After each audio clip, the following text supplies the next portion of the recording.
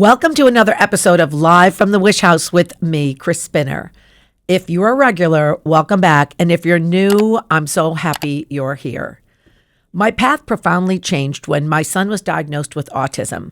My marriage collapsed and I began to develop my own Cris-losophies to navigate and thrive. I'm here to connect with you so we can share and learn, and together we can open our minds into creating the life we love to live. So please subscribe, like, share, and most importantly, comment below because I'd love to hear your thoughts, feelings, and stories. So the other day, a friend of mine sent me a little video reel.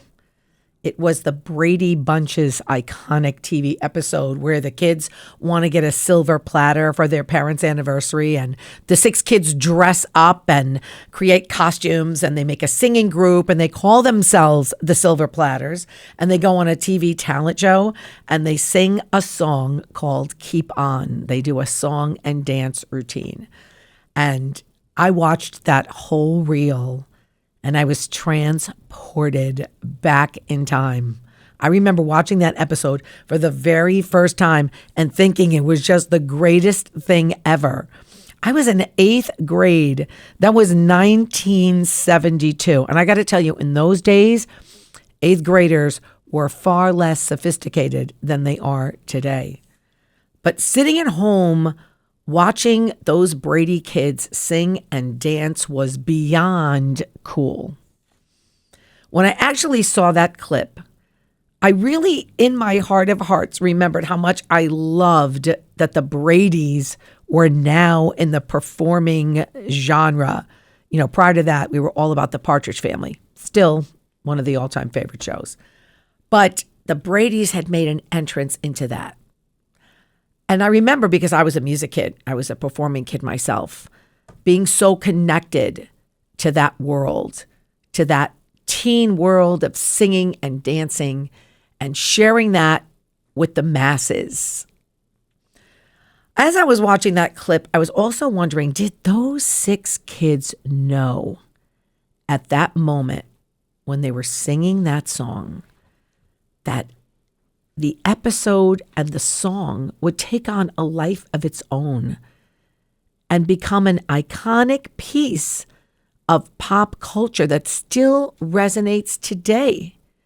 It's American pop culture history. Here we are 54 years later, and that video clip is still as relevant to kids coming up that basically enjoy watching it, but more importantly, to my generation and some of the generations after us that experienced it for the first time.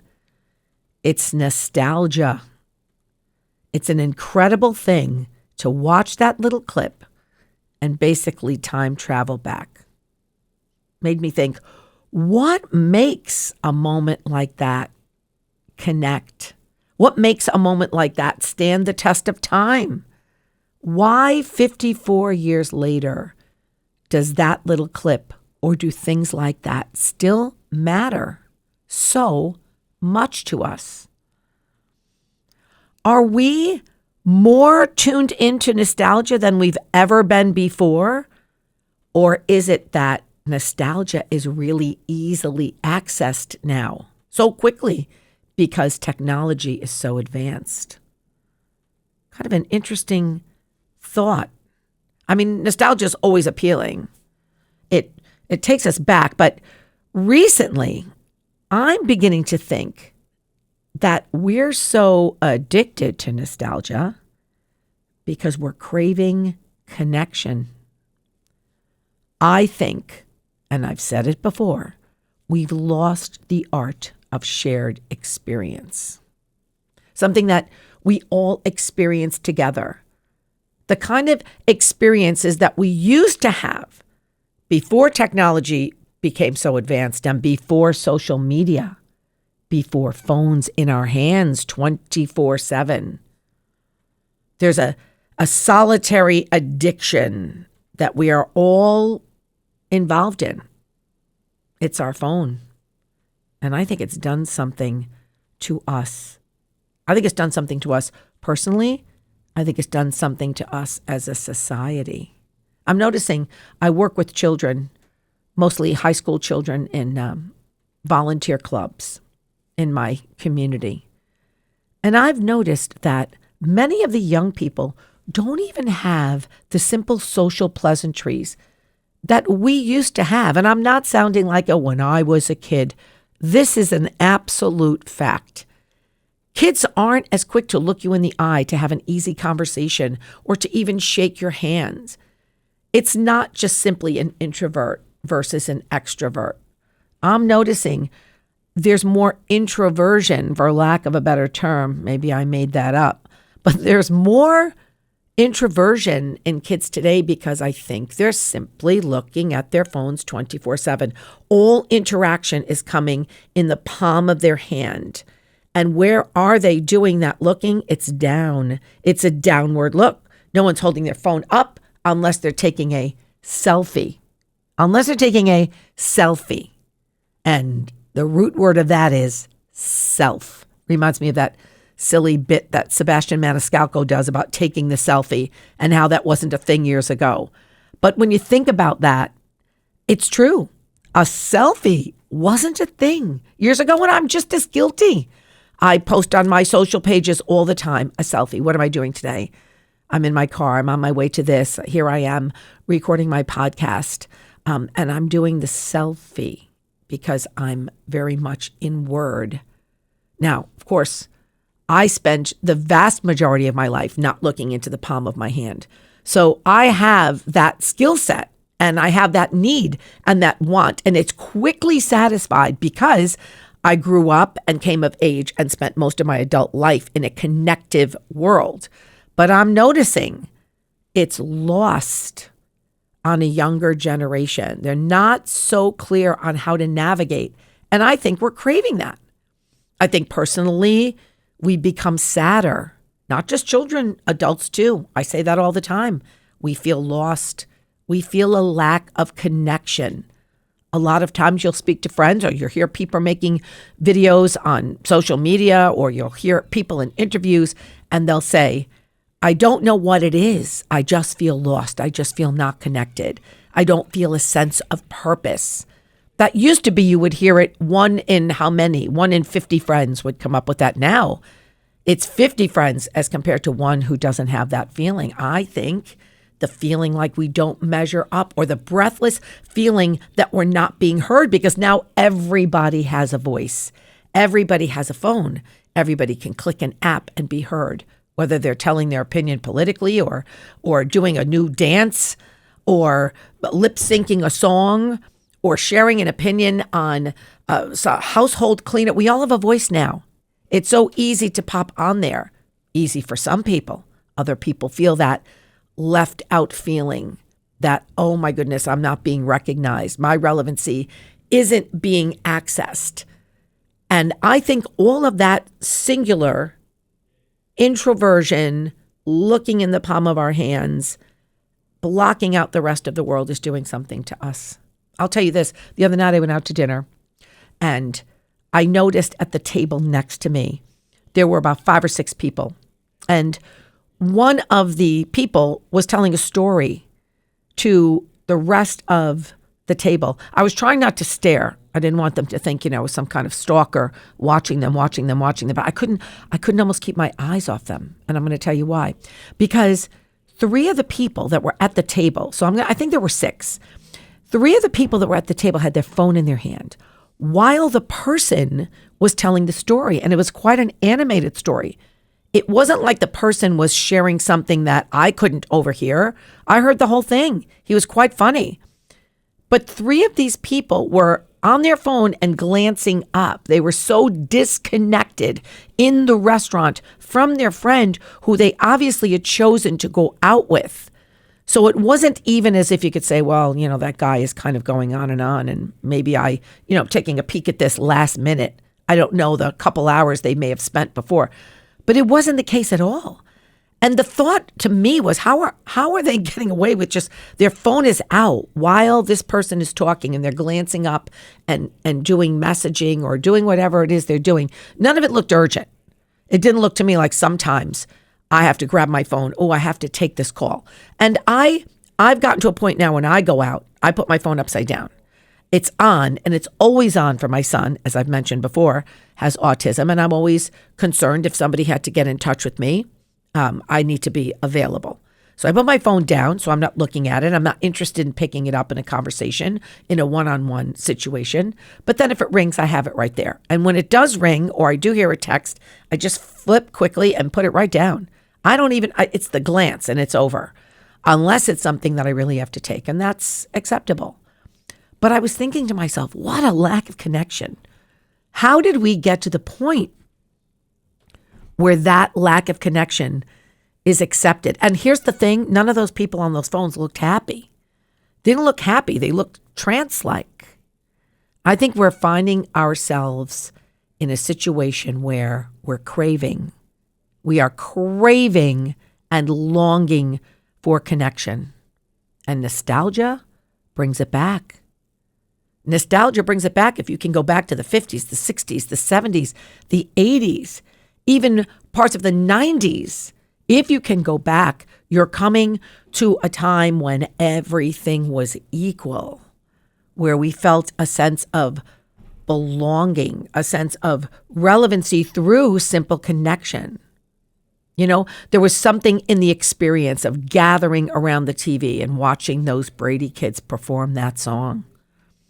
Just like there was something about gathering around the radio in my mom's generation to listen to The Shadow.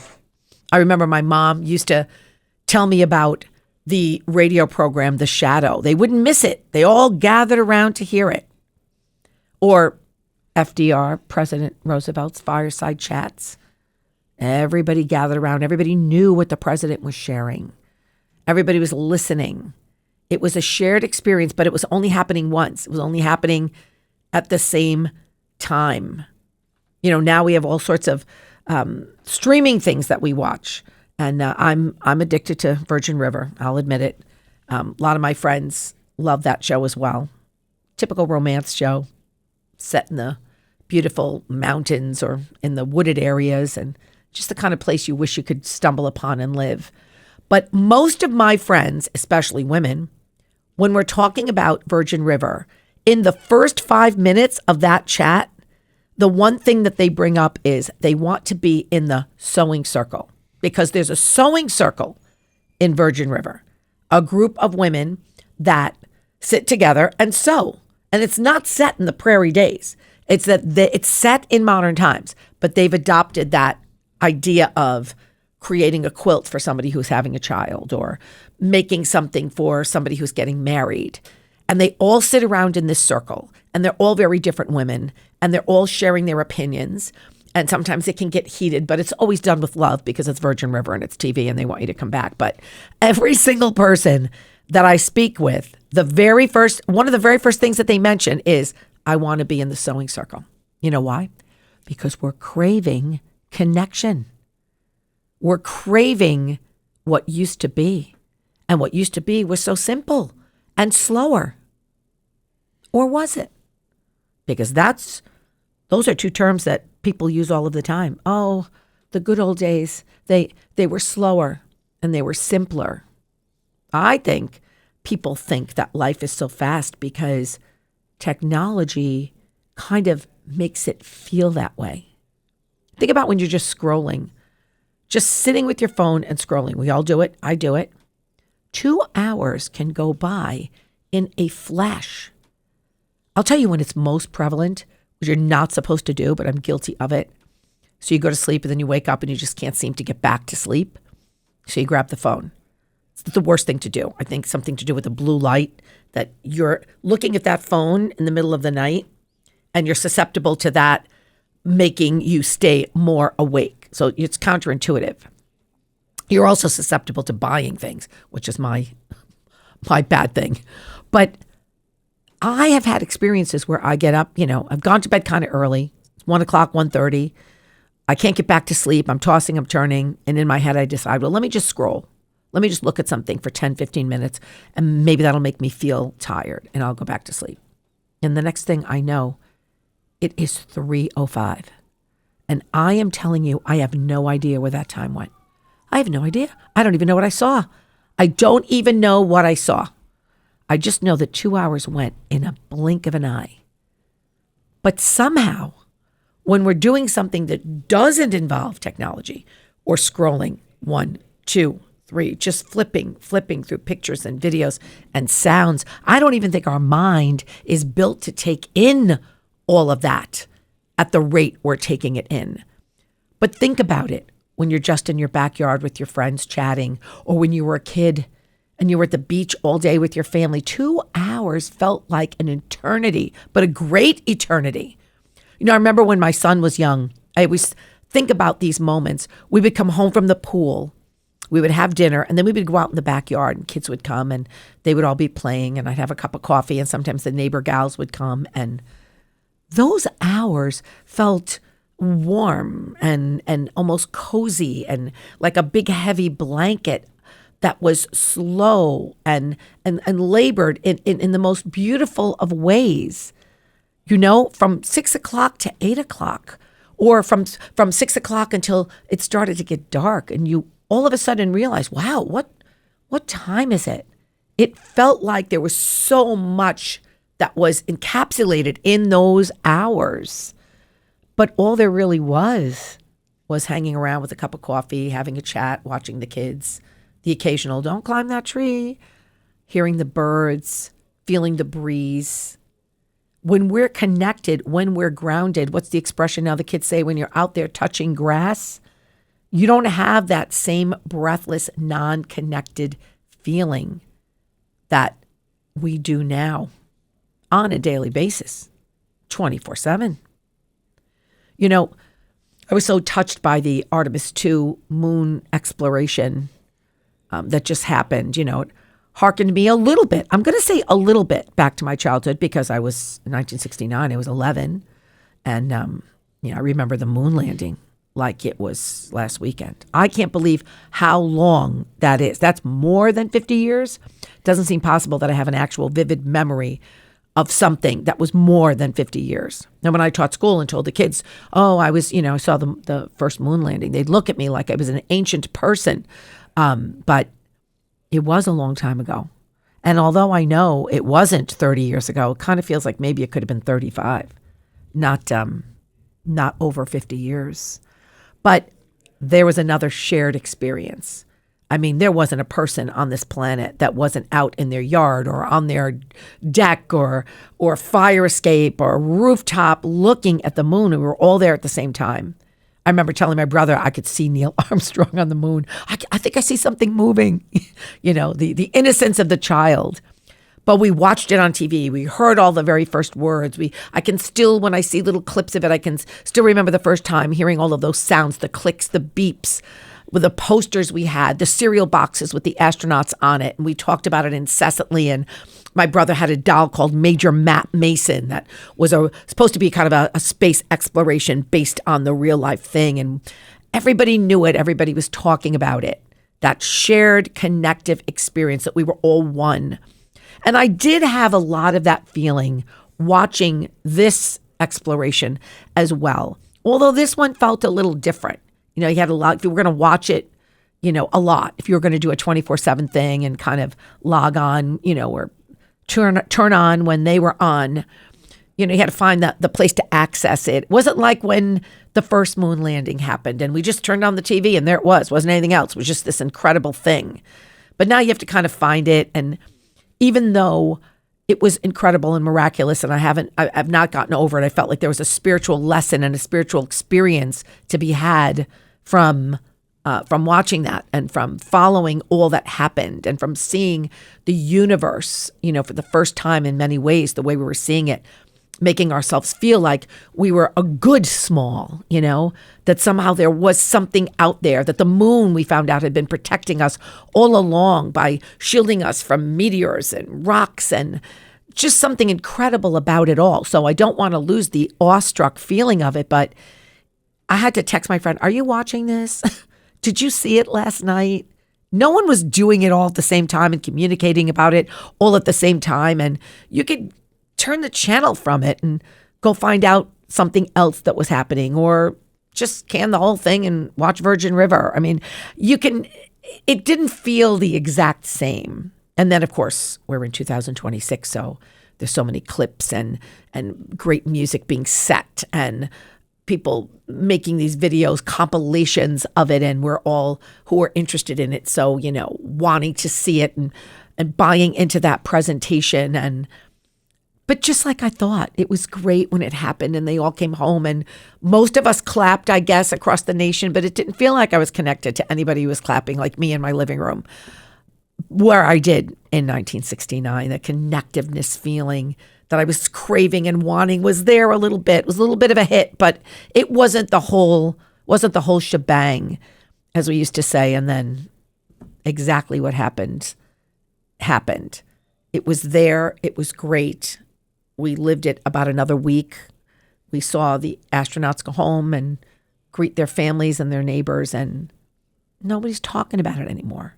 If you're on the social media apps, if you're like the Instagrams or the Reels or the TikToks or whatever, it was moon, moon, moon, moon, moon, moon, moon, and then moon, and now moon is gone. It's all over. We're on to whatever's next. And we're on to whatever's next with absolutely no connection. I think we're starting to learn even now that many schools are trying to get rid of screens, at least for a good portion of their learning, Chromebooks, and having the kids do the cursive and write on paper to paper and pencil, connecting, the tactile experience. There's empathy curriculums being made everywhere, not just let's sit and talk about how to be nice to our neighbor, but real connective stuff, something we're living in the classroom all year long. A course, if you will, in human beingness. We're kind of craving coming back to being human beings. So think about what makes you nostalgic. Music, TV shows, programming, pictures, going back further. There's lots of new content being created now that's nostalgic. Pictures of houses and backyards and quiet times with these specific clips of music. One is called ambiance slowed, and aquatic ambiance. And when you play it, it sounds like the 1990s. I don't know how to explain that, but it sounds like a decade. And I can get lost in that because that was my son's growing up years, late 90s and early 2000s. Makes you feel like that's where it was all happening. There's other little music set to these videos of children laughing, like faraway children laughing. You look at at how many people like them. Millions of people listening to a 15-second clip of children laughing and looking at pictures of sunsets in little suburban neighborhoods. We're craving connectiveness. Got to watch it, though, if we're craving that we don't let the pendulum swing too far, so that we long for it so much that we recreate it, but to the detriment of going backward, right? We see so many things where people are saying, oh, we have to get back to the basics. Yeah, it's great. I have absolutely nothing wrong with a mom being more present in the home and baking bread, but we want to make sure that the pendulum doesn't swing too far back, that we're not losing sense of what's real and what's important, but at the same time, we want to take what we've learned and what we've grown into being, women in a workforce, women finding their own paths, children having rights. We don't want to lose that. We don't want to go back. We kind of want to just adopt so that we can find our way back to connecting. I think it's balance, but I think it's starting. I'm noticing people aren't posting that many pictures anymore, picture after picture after picture. Remember when we started, we were putting our dinners and all of this, and it's not so much anymore. I'm noticing people are posting things that seem a little bit more like melancholy. I think they're subconsciously reaching out, looking for connectiveness. Many of my friends are saying they're making a concerted effort not to be so social media minded. Sounds funny coming from somebody who's a content creator. I think there's more of a push for live entertainment too, experiences. Lots of my friends are purchasing for their grandkids, not toys, but experiences. Here's tickets to a concert. Here's tickets to a live theater performance. I know myself, I'm developing women's events where I live, connectiveness, people talking. Meanwhile, it's always nice to reminisce about the good old days, which might not be as good as we'd like to think, except on the Brady Bunch, of course, where everything is perfect and good. But I think we're seeing a little bit of a resurgence in connectiveness.